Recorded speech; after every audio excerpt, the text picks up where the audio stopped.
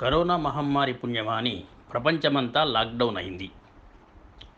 అమెరికాలో మాత్రం ఆర్థిక పరిస్థితి దెబ్బతింటుందని ట్రంప్ లాక్డౌన్కు దూరంగా ఉన్నాడు. అక్కడ అధ్యక్ష ఎన్నికల సంవత్సరం కనుక చైనాను తిట్టిన తిట్టు తిట్టకుండా తిడుతున్నాడు. రోగం ముంచుకొచ్చి హాస్పిటల్లో చేరిన తర్వాత ఖర్చు గురించి వెనకాడతామా? పోతే పోయినే వెధవ డబ్బులు, జబ్బు కుదిరిందని సంబరపడిపోము.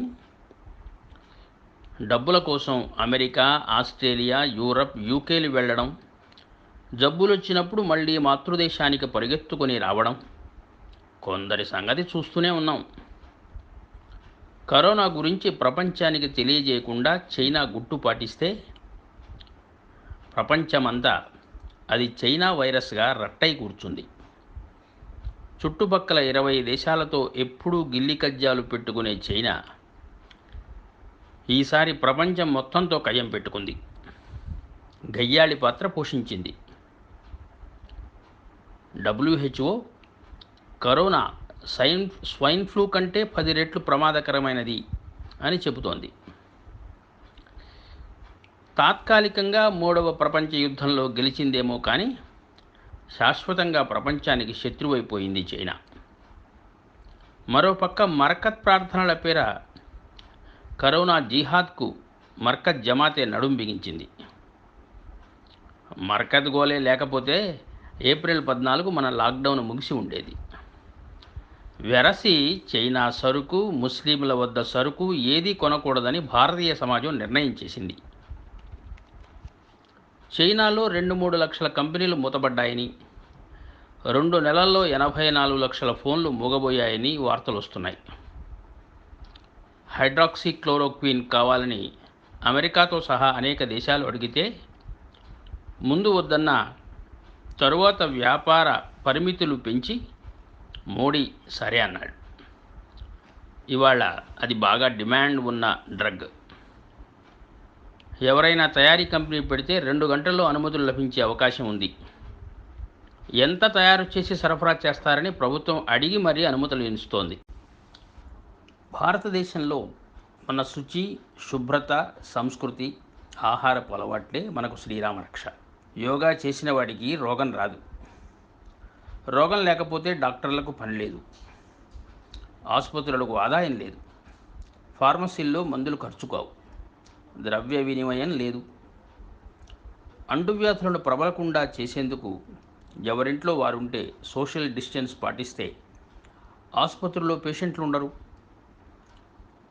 అమెరికాలో లాగా మార్కెట్ బంధాలు కాకుండా మానవ సంబంధాలు బాగుంటే ఒత్తిడి, స్ట్రెస్ ఉండవు, రోగాలు ఉండవు.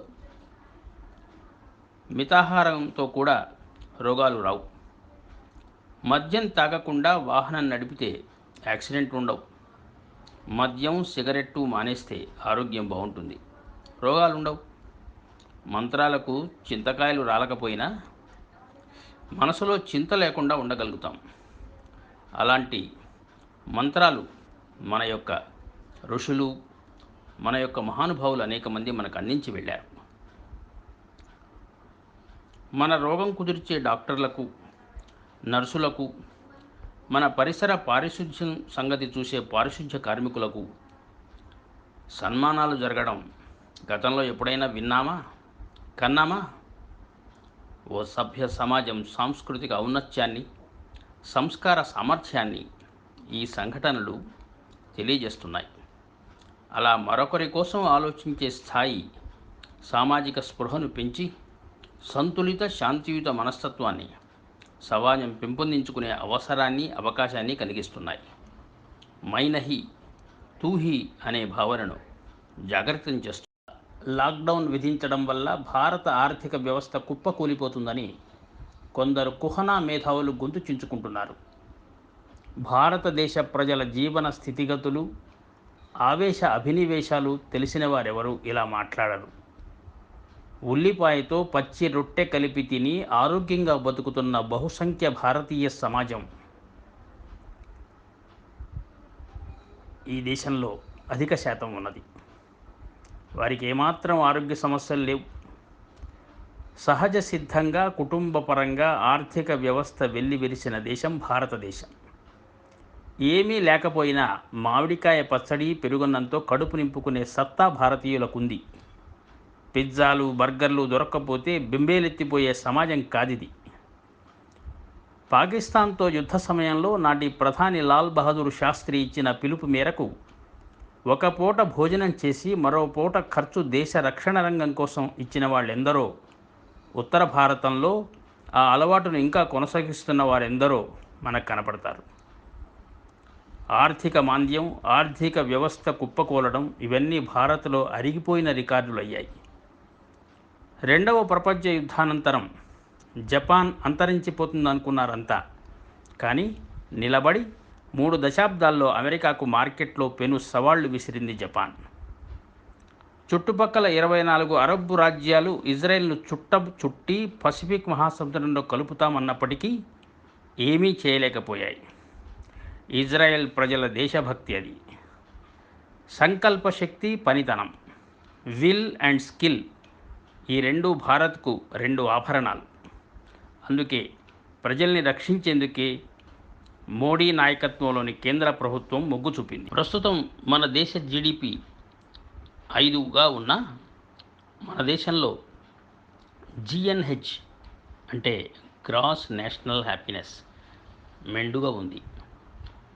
ప్రపంచం మొత్తం కరోనాతో హైరాణ పడుతుంటే మన దేశంలో ప్రజలు ఇళ్లకు పరిమితమై తక్కువేమి మనకు రాముండొక్కడుండు వరకు, మోడీ లాంటి ప్రధాని ఉండునంత వరకు అంటూ పెన్నిధి సుఖమా రాముని సన్నిధి సుఖమా అంటూ ఆత్మవిశ్వాసంతో ఆనందంతో జీవిస్తున్నారు.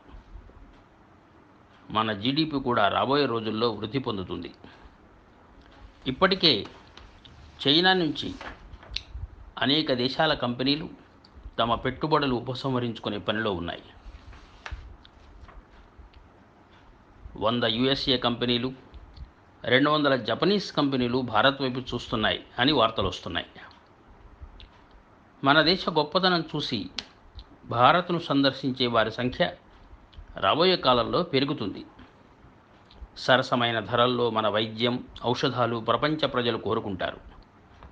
మన యోగాను ఇప్పటికే అనేక దేశాలు సాధన చేస్తున్నాయి. దానితో పాటు ఆయుర్వేదం, ప్రకృతి వైద్యం ప్రాచుర్యంలోకి వస్తాయి. మరోపక్క తబ్లిగీ జమాతే చీఫ్ మౌలానా సాద్ను అరెస్ట్ చేయడం, ఆయనపై హత్య కేసు నమోదు చేయడం, తబ్లిగీ జమాత్ కార్యక్రమానికి నిధులు సమకూర్చిన 1890 మంది డిపాజిటర్లపై క్రైమ్ బ్రాంచ్ కేసు నమోదు చేసి లుకౌట్ నోటీసులు జారీ చేయడం చూస్తే లాక్డౌన్ను ఉల్లంఘించే వారిపై మోడీ ప్రభుత్వం కఠినంగా వ్యవహరిస్తుందన్న సంకేతాలు అందరితో పాటు ముస్లిం సోదరులకు బాగా అందుతున్నాయి. తమ ప్రమేయం లేకుండా జరుగుతున్న ఈ తరహా తప్పిదాలను సామాన్య ముస్లింలు అర్థం చేసుకుని భారత్లోనే తమకు రక్షణ ఉందని భావించడం మొదలవుతుంది. అప్పుడు రాబోయే కాలమంతా భారతదేశానికి మంచి కాలమే అవుతుంది. సుహృద్ భారతం, సమృద్ధ భారతం తప్పకుండా ఆవిష్కరించబడుతుంది. జై హింద్, జై భారత్.